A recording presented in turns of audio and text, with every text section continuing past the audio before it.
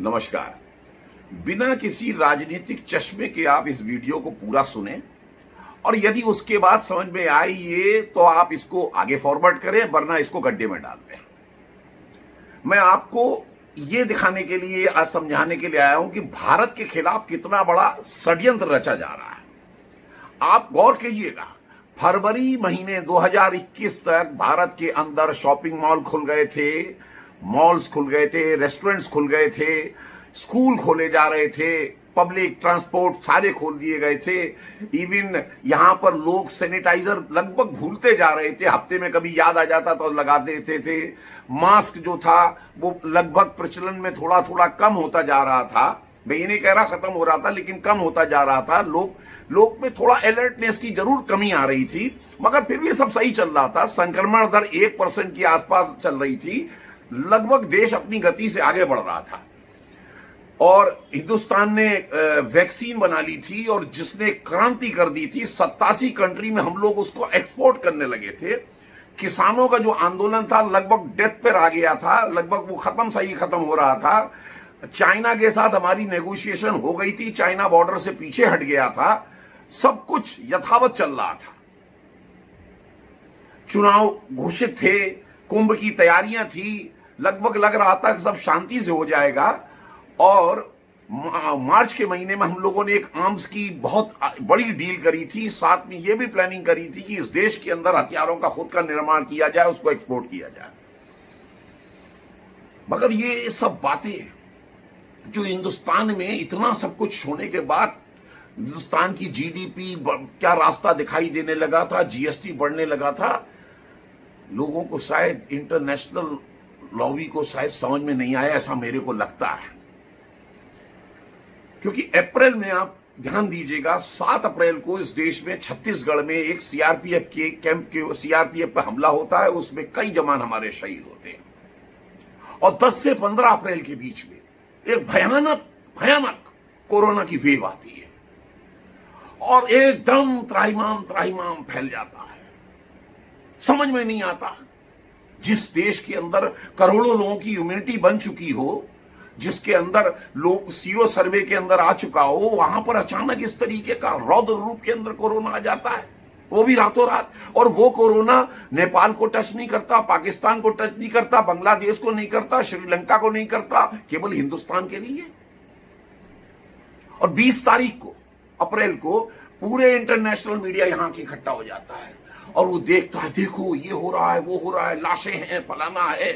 फिर पाकिस्तान हमारे देश को ऑफर करने लगता है कि हम सहायता करें, बोलिए क्या चाहिए।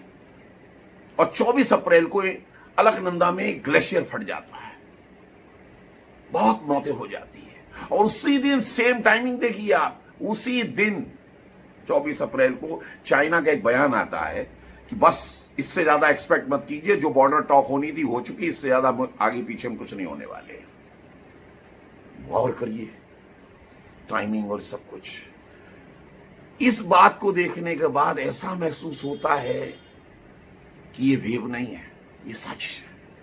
ऑक्सीजन की मारामारी दिखाना, बेड्स की मारामारी दिखाना, कभी इस बात पर बदनाम करना कि साहब बंगाल के अंदर चुनाव के अंदर रैली की गई। मैं पूछना चाहता हूं कि बंगाल की चुनाव की रैली थी महाराष्ट्र में क्या, जहां सबसे ज्यादा केस आज भी हैं और पहले भी थे? दिल्ली के अंदर कौन सी ऐसी चुनाव की रैली थी? ये सब सोची समझी रणनीति काम कर रही है भारत सरकार के खिलाफ, इस देश के खिलाफ और नरेंद्र मोदी के खिलाफ। जिस तरह से ट्रंप को उनकी आर्म्स लॉबी ने, ऑयल लॉबी ने बाहर का रास्ता दिखाया, जॉर्ज फ्लॉयड के मुद्दे पर पूरा तूल दिया, बदनाम कर दिया, उसी तरीके से मोदी के लिए करना चाह रहे हैं, क्योंकि मोदी झुक नहीं रहा है।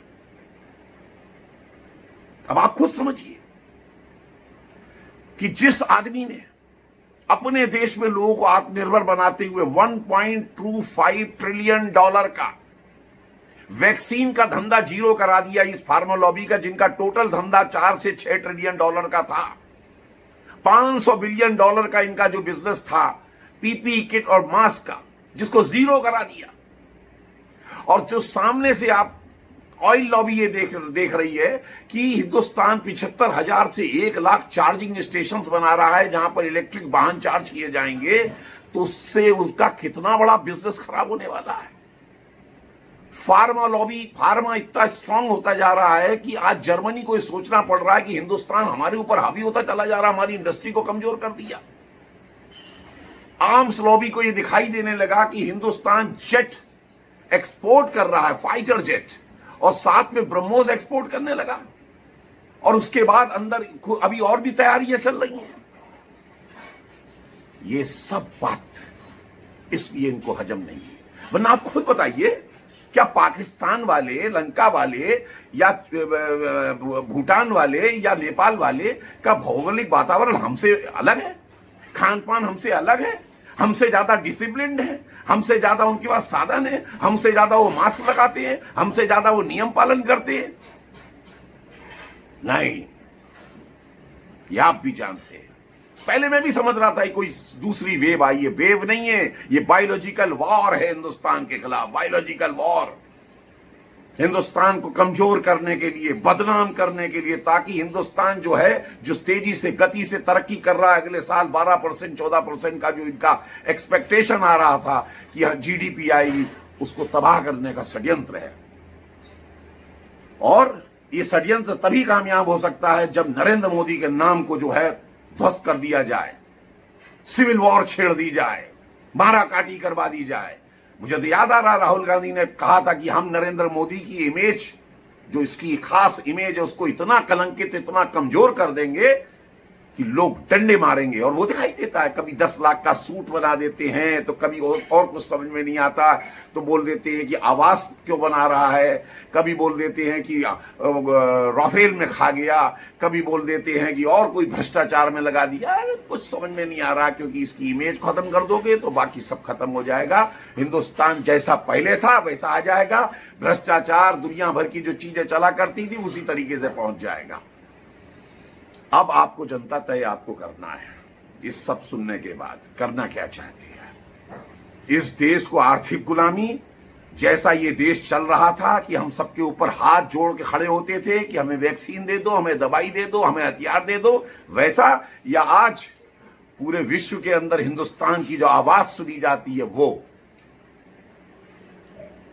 विश्व गुरु, वैसा देखना चाहती हैं आप?